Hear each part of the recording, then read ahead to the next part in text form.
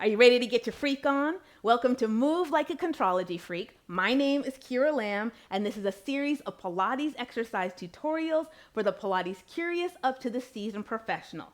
Let's work on the leg pull, which comes right after leg pull front. These are the first two exercises where you only have 4 points of contact on the mat. The leg pull front was a plank, and this leg pull is a reverse plank. 4 points of contact, lotta back body strength. But it's also a unilateral exercise because you're going to kick one leg at a time, which reduces it to 3 points of contact, which requires a lot of stability and control. So let's play around with it. I will meet you on the mat. The leg pull happens after leg pull front. I'll turn around, extend my legs, and reach my arms back so they're at a 45-degree angle away from my torso. I'm going to start by putting a micro bend in my elbows. I'll reach my elbows to the back edge of my mat and send my chest forward and up. I'll straighten my elbows, reaching my triceps down towards my wrists, and then pressing through the entire ring of the palm of my hands. All of that connects me to the muscles of my upper back, and I want to maintain that connection for the duration of the exercise. So hold on to that and press the backs of your thighs and your heels into the floor. You're in Pilates stance, heels together, toes apart. As you push into the mat, you'll feel the connection to your booty and your hamstrings, which will be responsible for lifting you up into a plank. So dig your heels down, lift your hips up, and really push your heels into the mat so you don't drop into an arched lower back. You dig your heels in, reach your tailbone towards your heels, and pull your hip points up towards your ribs.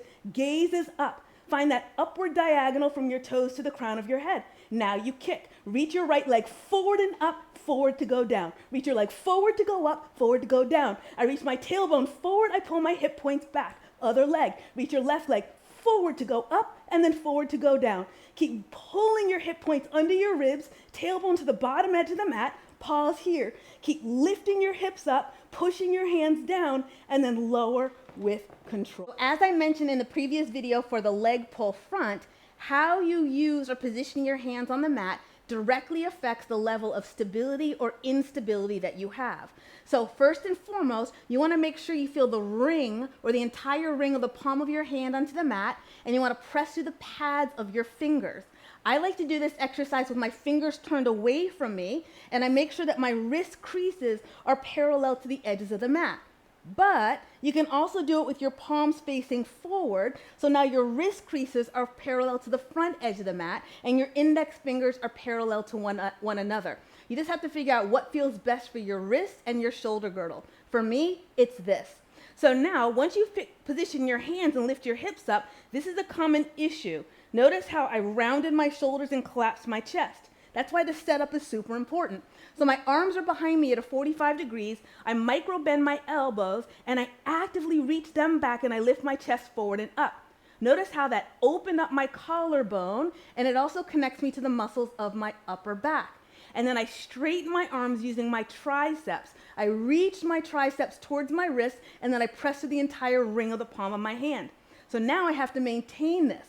As I lift my hips up, I have to keep pulling my shoulder blades together. So I'll dig my heels down, pull my shoulder blades together, and lift my hips up. And just hold this balance. Keep pushing the entire ring of the palm of your hand down. Think of lifting your chest up and your tailbone forward. Chest up, tailbone forward. Chest up, tailbone forward, and then lower all the way down with control. So watch what happens at the bottom of my Pilates box.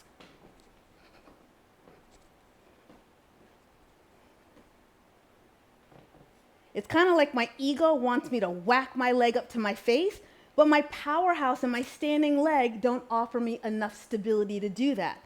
So the way I address that is stability before mobility. So set yourself up again, and we'll work with a smaller range of motion.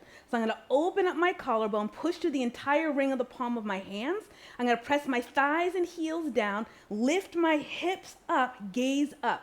Now just press the back of your left thigh towards the floor and feel like you're lifting your right hip point up. And then try to barely lift your right leg up off the floor and then lower. Same side. Press your left hamstring down, right hip point up, lift your leg up, and then lower. One more. Press down to go up, and then lower, other side. You don't even have to lift the foot, just intentional. Press through your hands and through your right foot and barely lift your left leg up and then lower. And then maybe this time you can lift it up a little bit higher and then lower, and then lift it up a little bit higher, lower it all the way down, and then take a seat with control. So I hope you found that helpful.